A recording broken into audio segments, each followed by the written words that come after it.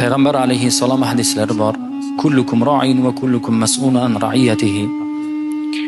Har biringiz boshliqsizlar, qo'l ostidagilardan so'ralasizlar deydi. Demak, uylarimizda yoqadigan yoqilg'ilarimiz gaz bo'ladimi, svet bilan bo'ladimi, ko'mir bilan, o'tin bilan bo'ladimi?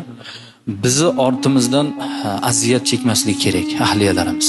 Boradigan shu mo'rilar, chiqadigan tutun joylar, bularga qarab qo'ying. Shu bilan bo'laveradi demang. Qiyomat kunida biz javob berishimiz bor. Bu tumanda ham bo'lyapti, bizi tumanda ham bo'lyapti noxush holatlar.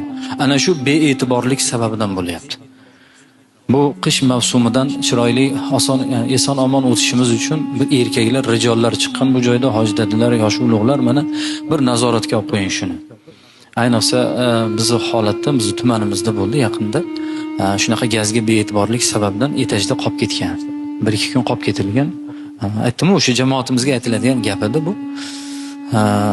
U sababi nima? Bee'tiborlik sababidan qolib ketgan.